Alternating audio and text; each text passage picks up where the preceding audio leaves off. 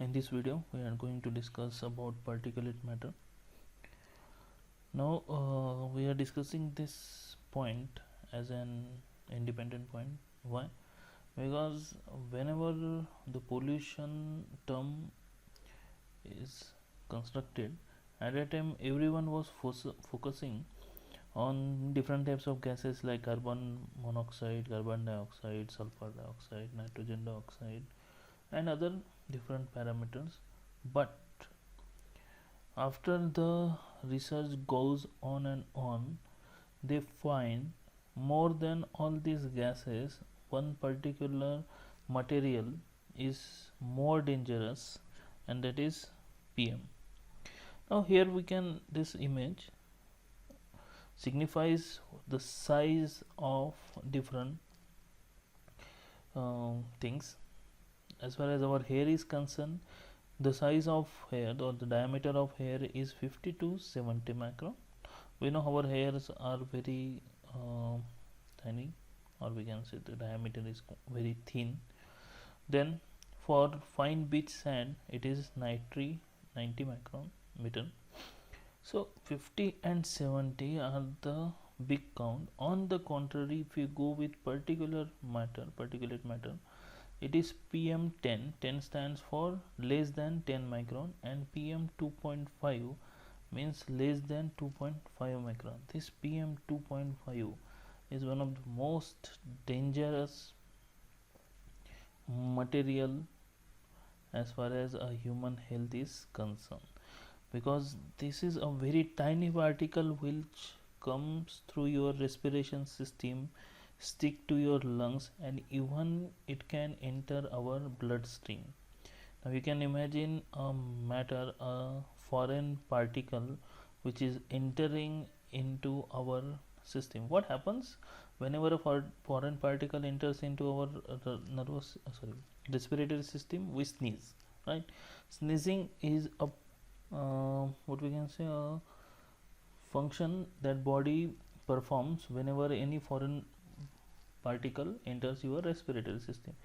But this PM 2.5 and PM 10 are so small that our respiratory system is not able to detect it, and it will easily enter through our respiratory system to the lungs. Okay, next, what is PM and how does it get into the air? Now this PM stands for particulate matter. It is also called particle pollution, the term for a mixture of solid particle and liquid droplets found in the air. It may be a solid, it can be a liquid, but definitely the small size. Small means very small. Some particles such as dust, dirt, soot or smoke are large or dark. Yes, we can see a smoke coming out of any chimney of industries or any vehicle. But what about particulate matter? We can't able to see the microscopic things because their size is less than 10 micron. Our human eye is unable to visualize that much less particle. Now particulate pollution includes, now here two categories which we are discussing, PM10 and PM 2.5. Again, PM10 stands for all the particles which has less than 10 micron and smaller, and more dangerous is PM 2.5 because their diameter is less than 2.5 micrometer. So lesser the particle, it will be more dangerous. Now here is the comparison. Think about a single hair from your head. The average human hair is about 70 micrometers in diameter, making it 30 times larger than the largest fine particle, is PM10. Now sources. So where we get this PM from?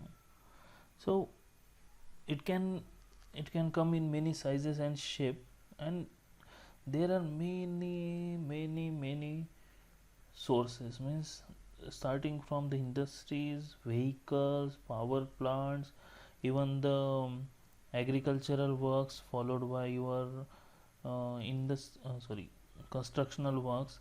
If any dust or any soot smoke which is releasing in the atmosphere, either it will be a solid or gaseous with a size of 10 micron or less than 10 micron or less than 2.5 micron, it all comes under particulate matter. Now, what are the harmful effects of PM? Particulate matter contains macroscopic solid or liquid droplets that we have discussed that are so small that they can be inhaled and cause serious health problem. Now you can imagine our respiratory system is very sensitive. It is very sensitive and it can't sustain any foreign particle, and if you are inhaling without any filter, you are inhaling the particles of 10 micron and even less than 2.5 micron, then it will directly goes into your lungs and they will stick to your lungs, and there are many diseases because lungs are not created to absorb PM10 particles or PM2.5 particles. So there may be adverse conditions, and it can also affects your means leads to lung cancer, diseases like lung cancer. Okay, now fine particles are also the main cause of reduced visibility in parts of the Delhi NCR. Now we had discussed in air pollution smog, right? Smog, all these five components combines together to form smog. Now here in smog, what I had told you, that it causes eyes irritation, respiratory diseases. That smog, in that smog, maximum contribution is done by this PM10 and Delhi NCR, as we are going to discuss the points in AQI next video. So Delhi NCR is one of the most polluted area all over the world. You can say all over the world, definitely, no doubt. Means after China, Beijing, Delhi and Delhi NCR are the second top in pollution. Now, what are the precautions or what are the control measures we can implement to reduce PM? That's it. First of all, again, as far as the rules are concerned, we never follow the rules. First of all, first point, air quality standards should be implemented. There are, but no one is bothering about that. Strict rules. Now this point is quite interesting. Strict rules should be enforced for pollution control. Okay. Now we are living in India and we know how much strict rules are there regarding pollution. Now PUC, everyone of you heard about this word PUC, but very few had done PUC in their bikes or their cars. PUC check should be made mandatory in specific interval. And lastly, industry should be monitored for the emission of PM in the air. So all the 4 points are there, but being frank, we know how much this implemented in India. Second to that, how can you reduce your exposure to PM? So we know that we can't put or we can implement the rules, strict rules, so that the particulate matter emission will reduce in the air. So it's better to save yourself. And how we can save ourselves? You can use air quality alerts to protect yourself and others when PM reaches harmful level.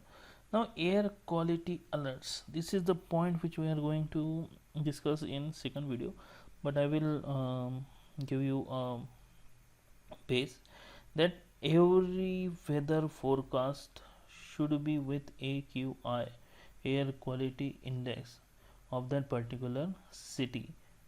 But as far as our weather forecast or our news channels are concerned, they don't bother about it. Then every day the AQI tells you how clean or polluted your outdoor air is, along with associated health effects that may be concerned. Okay, this point will get more clear in the next video. The AQI translates air quality data into numbers and colors that help people understand when to take action to protect their health. This is all depend on AQI. Okay. Next time, for your sake, whenever you are traveling after the lockdown, after the uplift of lockdown, means near about 4 to 5 months or more than that, whenever you are traveling to another city, please check the AQI of the city if you are sensitive to the air pollution. Thank you.